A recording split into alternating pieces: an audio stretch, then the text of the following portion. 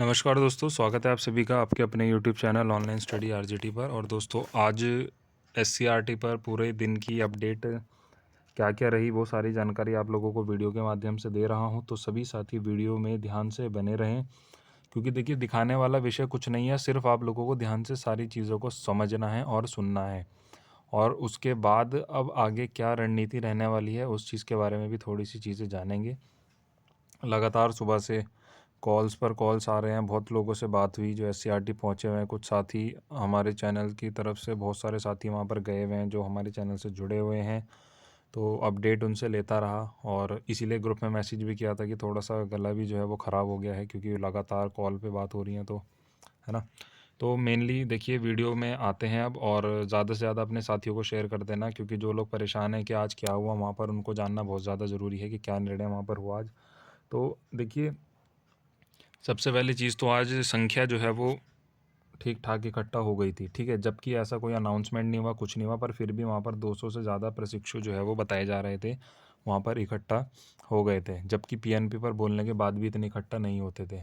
कुछ प्रत्यावेदन की वजह से और कुछ लोगों को जब लगा कि हाँ हमारा यहाँ पर भविष्य ख़राब हो रहा है, तो वो पहुँचे, जो कि सही भी है। आप लोग पहुँचे और आगे भी आप लोगों को ऐसे ही पहुँचना है। तो देखिए आज की वार्तालाप जो भी सारी डिटेल बताऊँगा, तो आज का कोई निष्कर्ष निकला नहीं है, क्योंकि वहाँ पर एससीईआरटी जो निदेशक हैं शोभा जी, तो वहाँ पर वो मौजूद नहीं थी। जब वहाँ पर गए तो मौजूद नहीं थी, क्योंकि मेरी बात हुई थी तो मैंने प्रशिक्षुओं से यही कहा था कि आप लोग प्लीज़ अंदर मत जाइएगा शुरुआत में, क्योंकि वो लोग अगर भीड़ को देखेंगे तो वो खुद ही कह देंगे कि मैडम नहीं है। तो ऐसा ही हुआ कि जब ये गए वहाँ पर तो सब पहले अलग अलग ही थे, क्योंकि लगातार मेरी बातें होती रही अलग अलग बच्चों से। तो उन्होंने यही बताया कि मैडम आज वहाँ नहीं बैठी हुई हैं, और उन्होंने इनको देख करके शटर वगैरह जो है वो बंद कर लिए थे, क्योंकि लगभग उस समय पर संख्या 30-40 के आसपास संख्या जो है वो बताई जा रही थी कि सर हमें देख करके इन्होंने शटर बंद कर लिया। जब हमने उनसे कहा कि हमें मैडम से मिलना है और हमें बात करनी है, तो उन्होंने सिर्फ ये बोला कि प्रत्यावेदन वाले ही बच्चे अंदर आ सकते हैं, बाकी आप लोग बाहर जाइए। तो ऐसे करके इन्हें लौटा दिया गया। तो फिर भी जो है वो बातचीत चलती रही। अब एक साथी से हमारी बात हुई थी, तो वो थोड़ा सा पीछे के रास्ते से अंदर गए, और उन्होंने वहाँ पे देखा कि मैडम नहीं बैठी हुई थी वहाँ पर, जिससे कि कंफर्मेशन मिला कि वाकई मैडम ऑफिस के अंदर नहीं थी। और फिर उसके बाद वहाँ पर जब व्यवस्था देखी गई, तो वहाँ पर कुछ पुलिस वालों को भी जो है वो बुलवाया गया था कि व्यवस्था जो है वहाँ की ख़राब ना हो। तो वहाँ पे एक पुलिस अधिकारी आए, उन्होंने बात की बच्चों से, क्योंकि उस समय पर मैं कॉल पर ही था, तो मैं सारी बातें उनकी सुन भी रहा था। रिकॉर्डिंग्स ऐसा देना सही नहीं होता है, क्योंकि वो कॉल में उन्होंने खुद कहा था कि कोई रिकॉर्डिंग नहीं करेगा हमारी, ठीक है।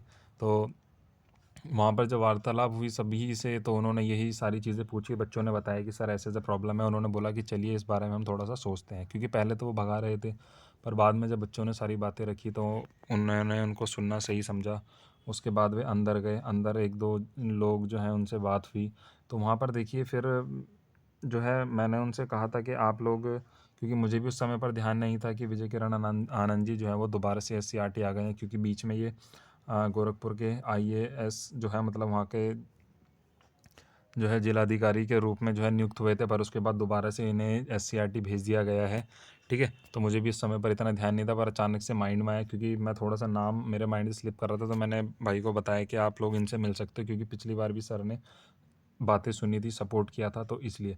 अब उसके बाद क्या होता है कि 4 लोगों को टीम बना करके भेजा गया सर के पास, और सर के संज्ञान में सारी बातें डाली गई, जिसके बाद पता ये चला कि विजय किरण आनंद जी को इस बारे में कुछ भी नहीं पता था कि इस प्रकार की चीज़ें जो है वो प्रशिक्षुओं के साथ हो रही हैं। पिछली बार मौका मिला और इस बार मौका नहीं मिल रहा है, क्योंकि इन्हें इस बारे में कुछ पता नहीं था। तो इन्होंने सारी बातें सुनने के बाद यही कहा कि मुझे इस बारे में कोई जानकारी नहीं थी, अब आप लोगों ने बताया है तो मैं इस पर थोड़ी सी जानकारी अब लेनी करूँगा। तो यही सब वार्तालाप हुई, बच्चों ने सारी बातें बताई, पुराने लेटर्स दिखाए, सारी चीज़ें दिखाई। उसके बाद इन्होंने कहा कि मैं मैडम से बात करूँगा, सचिव से बात करूँगा, उसके बाद आप लोगों से जो है वो आगे की बात की जाएगी। पर उसके बाद देखिए क्या हुआ कि बच्चे बाहर आ गए, और उसके बाद सर ने मैडम से बात की, सचिव जी से बात की, और उसके बाद जो मेरी वार्तालाप हुई उसमें बताया गया कि सर उसके बाद बैठे नहीं। तो अब कल पुनः जो है वो सभी बच्चे दोबारा से पहुंचेंगे एससीईआरटी पर। तो जो साथी लोकल का है वो ज़रूर जाइएगा। कुछ साथी वहीं लोकल में रुके हुए हैं जो दूर से आए थे, उन्होंने बोला कि कल फिर से जाएंगे। और अच्छी और ज़्यादा संख्या के साथ जाएंगे, क्योंकि अब सर ने मैडम से बात की होगी, सचिव से बात की होगी, उसके बाद से अब मैडम को भी पता ही होगा कि बच्चे वहाँ पर आएंगे ज़रूर। तो कल मैडम मौजूद रहेगी, तो कल आमने सामने सभी से बातचीत हो जाएगी कि क्यों पिछली बार आप लोगों ने मौका दिया, क्यों इस बार नहीं दे रहे हैं। जिसका बारे में सचिव जी जो है, पीएनपी सचिव जी जो है, आपने ऑडियो सुन लिया होगा, मैंने डाला नहीं है, हो सकेगा तो मैं अपलोड कर दूँगा। वो ये कह रहे हैं कि अगर हम आप लोगों को इस बार मौका दे देते हैं तो ऐसे ही और बच्चे भी मौका मांगेंगे। दूसरी बात, उन्होंने ऑडियो के अंदर एक बात और कही है कि पुराने बच्चों को जो मौका दिया गया है वो सारा जो है कोर्ट में चल रहा है मैटर, उन लोगों का भी निरस्त कर दिया जाएगा। तो इस प्रकार की कुछ चीज़ें उन्होंने जो है वो कही हैं कि चौथा मौका मिलता नहीं है, पिछले निदेशक महोदय ने दे दिया था, वो कोर्ट में चल रहा है तो वो भी रद्द कर दिया जाएगा।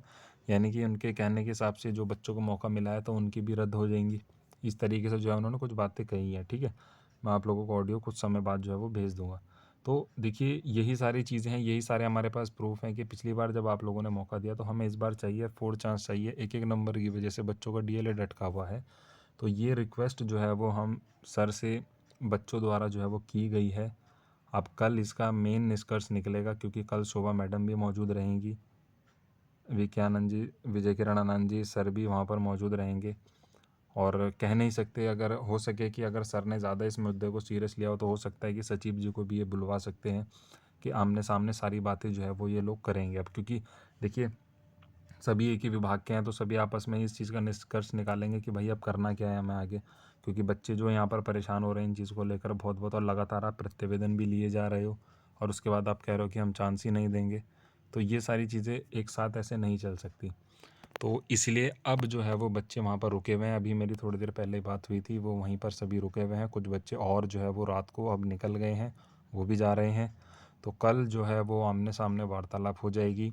मान लीजिए शोभा मैडम भी अगर वहाँ नहीं आती है, सचिव जी नहीं मिलते हैं, तो सर से इस बारे में कुछ ना कुछ तो आंसर लेकर के आना ही चाहिए कि सर अब आप इसमें बताइए कि अब आप ये बताइए कि हमें क्या करना है और आप हमारी कितनी हेल्प इस पर कर सकते हैं।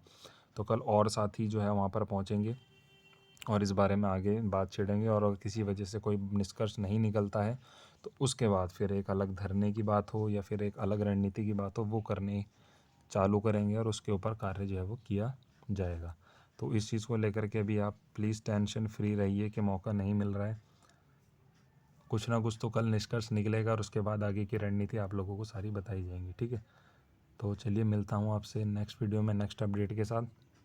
Thank you. अगर कोई भी आपका सवाल हो तो आप लोग व्हाट्सएप कर देना, कमेंट कर देना, पॉसिबल होते ही मैं आप लोगों के रिप्लाई देने शुरू कर दूँगा, ठीक है।